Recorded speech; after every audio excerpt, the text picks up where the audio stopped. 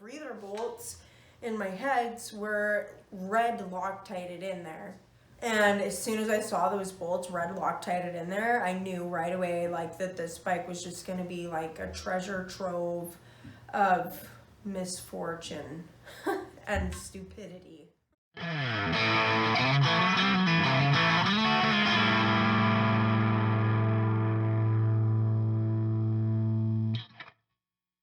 We're gonna make this AMF rim here that we've had sitting around in the shop for a while fit on the Dyna, because these 70s AMF rims don't bolt right onto the 90s FX frames. So we're gonna, yeah, make this fit by making a couple spacers and whatever, and yeah, show you guys how we do it.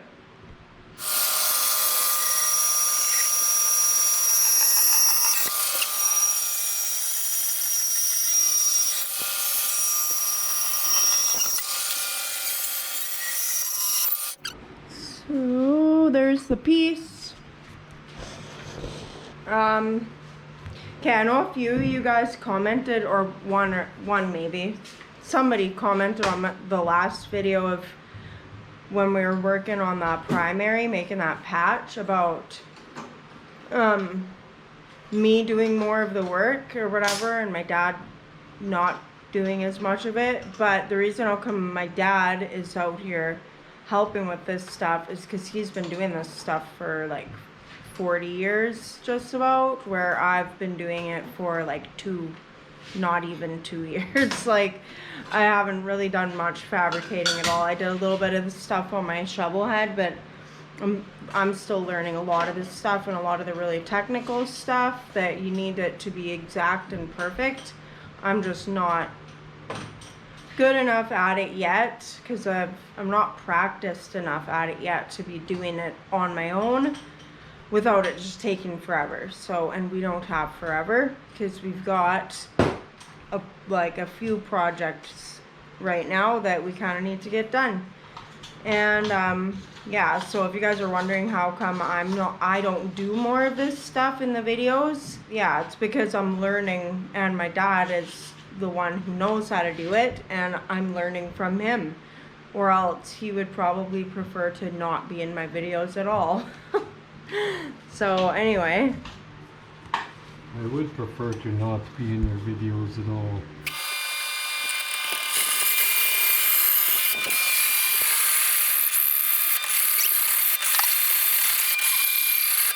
There you go.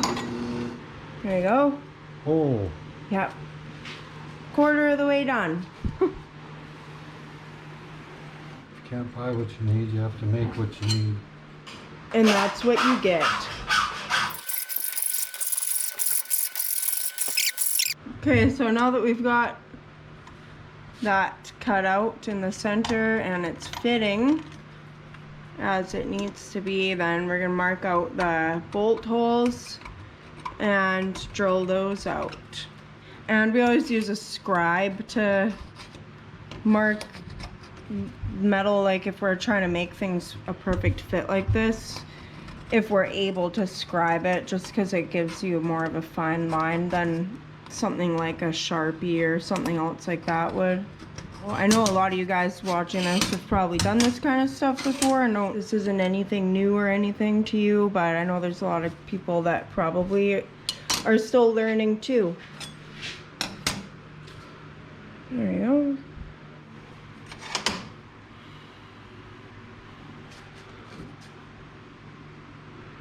The marker centers. Yeah, I don't know if you guys have noticed, but we definitely do not have a machine shop or machine shop equipment. Basically working with a drill press, bandsaw, belt sander, different, just, you know, whatever average type tools that most people have in their shop. So I guess that's kind of what hopefully makes these kinds of videos, when I put them out, kind of helpful for other people who are working in like with minimal equipment. If you don't have a lathe, or you know, fancy shop equipment like that, then there's ways to do things and still have it come out as though you did get it machined somewhere. Just takes a little extra time, obviously, but it's able to be done.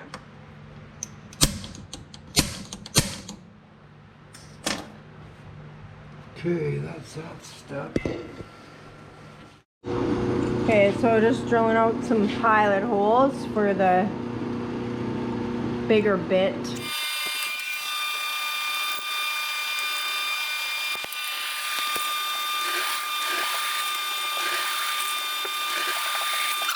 Yeah, just clean the holes up a little bit. Yeah, it's just a tapering tool that I put on a T-handle to use as a Deburring tool. handheld deburring tool.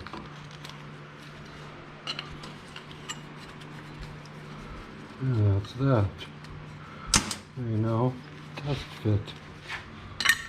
Want to do a test fit before we get too crazy with it. It fits just fine.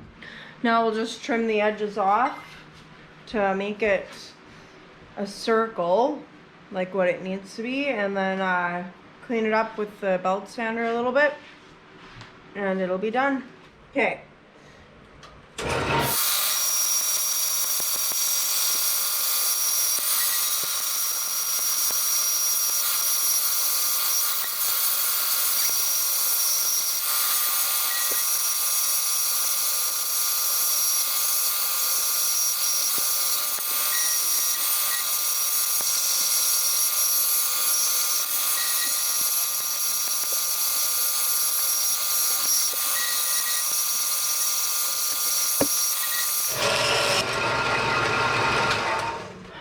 Okay guys, so it's the next day and I'm gonna finish up this spacer for my back wheel.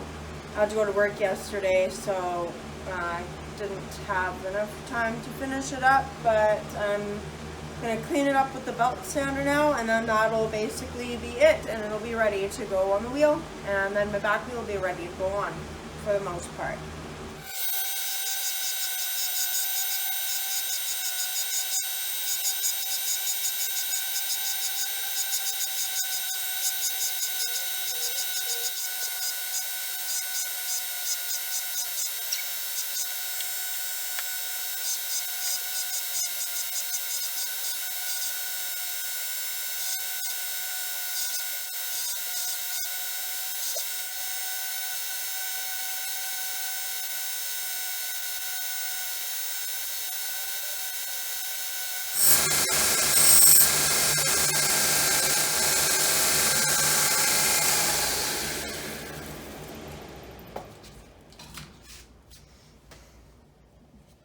I think it looks pretty good.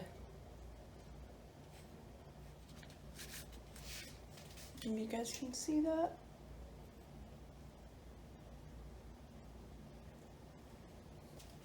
So now I got a spacer for my rear wheel. Make that mag fit, right?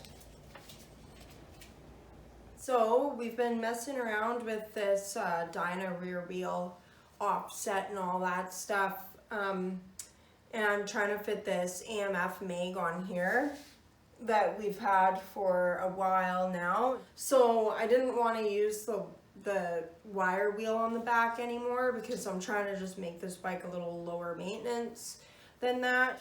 The biggest problem that we were having with that was the offset, because the wheel that we took out of here was like extremely offset to the right side of the bike. So what the biggest thing that we found with our research was that, well, there was just a ton of guys out there on forums and everything with the same problem. And a lot of them were just talking about it being offset in the fender, but the offset with the front wheel, like that, didn't seem appropriate to us. So we decided just to ignore everything else, the way that it looked in the fender and all that, and just to align the rear wheel the best we could, or well, just align it with the front wheel and with the chassis.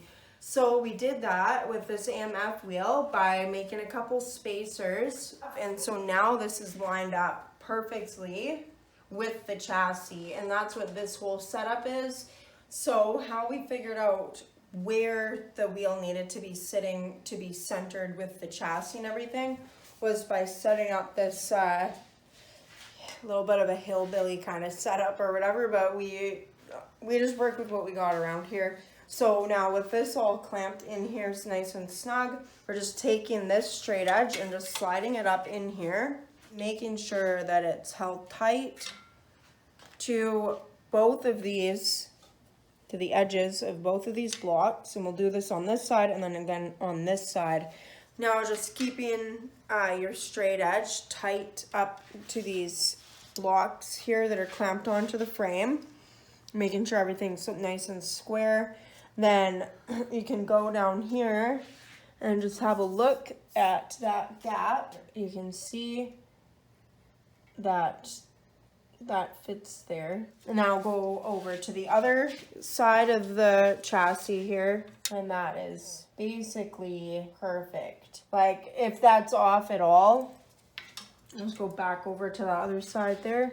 That's basically exact. Like, I'm not a professional, but that's what I would think, is that it's not going to be enough to make your bike travel all over the lane or anything like that. So now we've got the wheel centered with or aligned, I should say, with the chassis. I'm going to show you guys how well the wheel ends up being centered between the fender struts, because I've read like multiple threads on different forums, and there's a lot of guys on there who have like offset rear wheels on their Dynas. I read a couple threads where guys were saying that like it's normal that your rear wheel is offset a little bit in the fender when it's aligned with the chassis. I'm just going to show you guys that having the rear wheel nice and aligned with the chassis and everything, how little offset there is between the fender struts with it now. So I'm gonna go on this side first. So that's in there. Now putting this over on the other side, there's a very slight difference between the outside edge of the rim on the left side as there is to the outside edge of the rim on the right side, where it sits between the fender struts. That difference there is not going to make any difference to how the bike handles or how it rides or anything like that, and it won't even likely even make a visual difference, because you can have that much variance just in the tin on the fender or in the tire. So we've just done what makes sense for like the handling of the motorcycle, and that is to make sure that the track with our front wheel and the rear wheel are the same and aligned with the chassis. There's only 3 things that really matter when you are trying to make sure that your bike is going to handle properly on the road, and that is your front wheel, your rear wheel, and your drivetrain. So as long as those things are all aligned correctly with each other, you're not going to ride a bike and have your front wheel here and your rear wheel here. Like, we all know that that's not going to work. So if you don't know, you probably shouldn't be trying to do these kind of things on your own. But anyway, you want to make sure that those are straight with each other. And as long as those 3 components are straight with each other, then your bike will track true. So fender and all that stuff, like none of those things are going to make a difference to that. None of that's going to make a difference to, you know, whether or not you end up in some dangerous death wobble going down the highway. It's those 3 major components: front wheel, rear wheel, and drivetrain.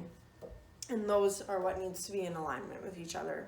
Alright, so now that I've shown you guys how we have aligned the rear wheel with the chassis, then I'm going to just show you our caveman way of making sure that the camber on with the engine alignment is set properly with the chassis. And so you check that from your mounting posts for your shocks. Now, anyone who has one of these Dynas and has ever worked on it, you probably already know that you adjust your drivetrain and everything up here with these. This one in the center here will actually adjust it to tilt either left or right. The swing arm isn't mounted to the frame on these chassis, on these Dynas. The swing arm is mounted to the drivetrain. So it's actually mounted to the transmission, which you can see where this is actually going through the transmission here.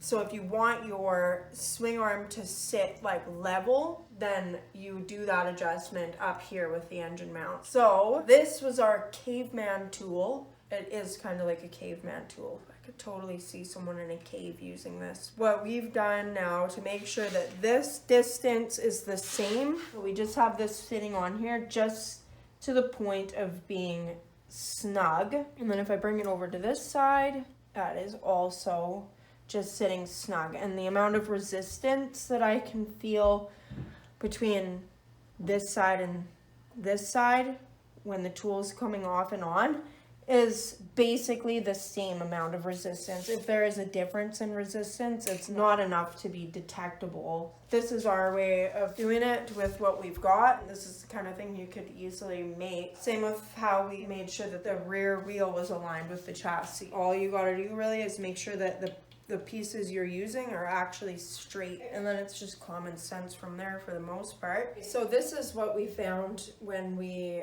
went to check the alignment with the rear wheel that came off of the Dyna, and what we found was that it was just not very centered with the chassis. So you can see just how offset the wheel is with the chassis. When we realized that this was so out of place, that's when we started to research what the offset is supposed to be on a Dyna rear wheel, because I've never worked on a Dyna before. I think you guys all know that, and my dad hasn't worked on enough of them to really know off the top of his head either. It's really hard for some reason to even find that information online, like useful information that's not just like a bunch of dudes guessing. You think that some of that information would be a little easier found, but they're not. So now with the wheel in here not being aligned with the chassis, rather, that makes me wonder whether this is even the stock wheel that came out of here. My breather bolts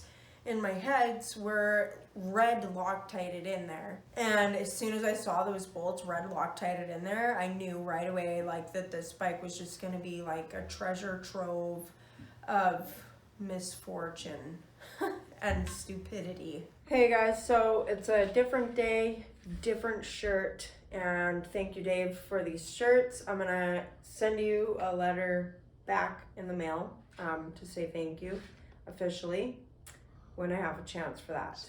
And yeah, I just got a little bit of a logo done up, so I'm gonna get some stickers and stuff made. So anyone who has sent me gifts, I'm gonna try to get you guys some stickers sent out to you. So anyway, we got the tire on the rim now. Once we had the wheel all centered and aligned with the chassis, then we had to space either the rotor out from the hub a little bit or the brake mount in to the hub, so off of the swing arm. And we decided, rather than spacing the rotor out with one of these spacers that we made, we were going to just space the brake mount out off of the swing arm instead.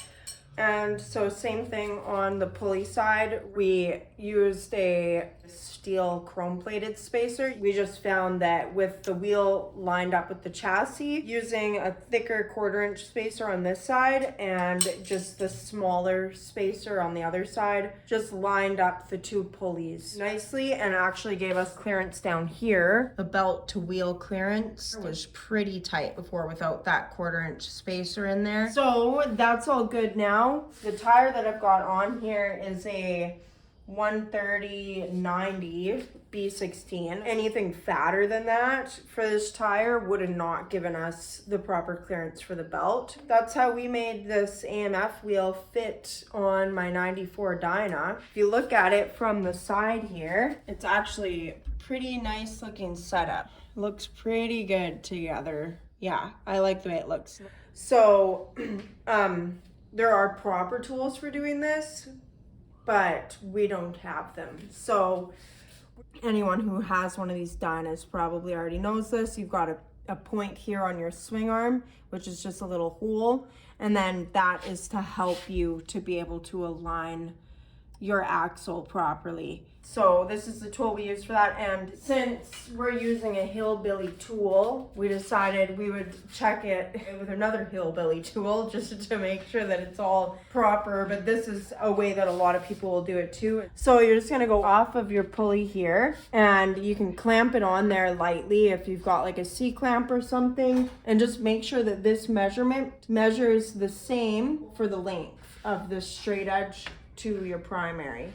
Okay guys, so now you can see that the rear wheel is perfectly aligned with the chassis on my Dyna, and there's no weird offset going on. It'll be lined up perfectly in the fender when that's on, and I don't have any alignment issues going on with my pulleys or anything like that. Like my belt tracks nicely. There's no rubbing or anything going on between the belt and the tire. That's it. That's how we fit this AMF wheel on my 94 Dyna. I really like the way that it looks, and I hope that this video can be useful to someone out there. I don't know how many people are going to be attempting to put a 70s AMF wheel on their 1990s Dyna, but if you are, or if you decide you like the way that it looks or whatever, hopefully you guys will find this video helpful.